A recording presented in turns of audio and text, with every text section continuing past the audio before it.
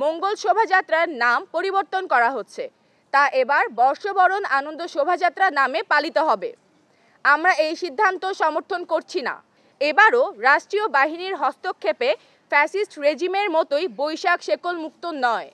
আপনারা অবগত আছেন যে গত 12 এপ্রিল 2025 ভোরের সময় চারুকলায় কি ঘটেছে এবং প্রশাসন ও নিরাপত্তার কি বেহাল দশা। আমরা দেখতে পাচ্ছি এই পুরো ঘটনায় প্রশাসনের পদক্ষেপগুলো খুবই অসামঞ্জস্যপূর্ণ এবং এ নিয়ে আমরা হতাশ। যতক্ষণ পর্যন্ত এই ঘটনার সুষ্ঠু বিচার ও অপরাধীকে শনাক্ত না করা হচ্ছে, সেটা চারুকলার সাধারণ শিক্ষার্থী হিসেবে আমাদের জন্য ভীতির সঞ্চার করে। কারণ এই ঘটনাকে কেন্দ্র করে কিছু স্বার্থান্বেষী মহল আমাদেরকে বিভিন্ন ট্যাগের শিকার করছেন, যার কিছু দালিলিক প্রমাণ আমাদের কাছে রয়েছে, যেটা আমরা আপনাদের হাতে প্রমাণস্বরূপ পরবর্তীতে তুলে ধরব। আমরা ঐতিহ্যগতভাবে চারুকলার শিক্ষক শিক্ষার্থীরা মিলে প্রতিবার বৈশাখের আয়োজন করার চেষ্টা করে থাকি। বিগত বছরগুলোতে আমরা দেখে এসেছি আওয়ামী লীগের স্বার্থ রক্ষার্থে বিরুদ্ধ মত দমনের মাধ্যমে বৈশাখ উদযাপন স্বতন্ত্রতা হারিয়েছে।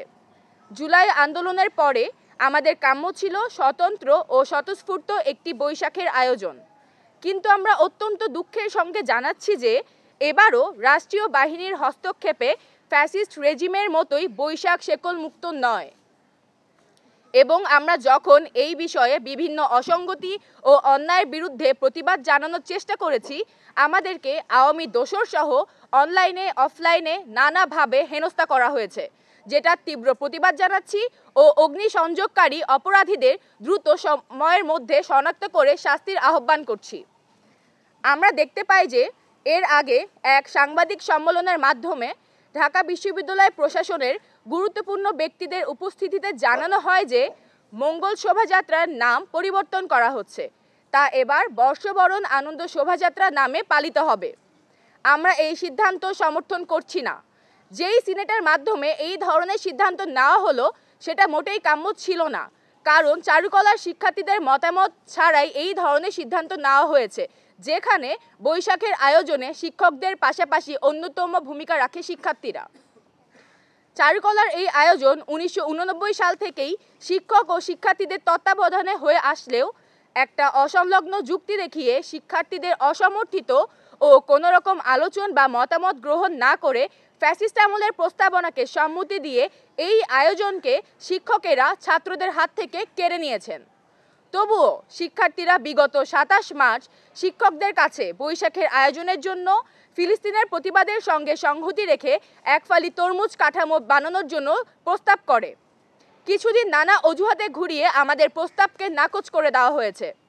মন্ত্রণালয় ও গোয়েন্দা সংস্থার অনুমতি ছাড়া কোনো কিছু করা যাচ্ছে না বলে তারা আমাদেরকে অফিসিয়ালি জানায়। এই ঘটনার পরও শিক্ষার্থীদের তরফ থেকে বারবার প্রস্তাব করা হয় যাতে ফিলিস্তিনিদের প্রতিবাদের সঙ্গে সংহতি স্থাপন করে এই শোভাযাত্রায় তরমুজের কাঠামো বানানো হয়। পরবর্তীতে শিক্ষার্থীদের সঙ্গে আবারও কোনো কিছু না জানিয়ে হুট করে এই সিদ্ধান্ত গৃহীত হয় যে তরমুজের কাঠামো বানানো হবে। আমরা এই ধরনের রাষ্ট্রীয় হস্তক্ষেপের দ্বারা গৃহীত সিদ্ধান্তের পূর্ণ বিরোধিতা করছি।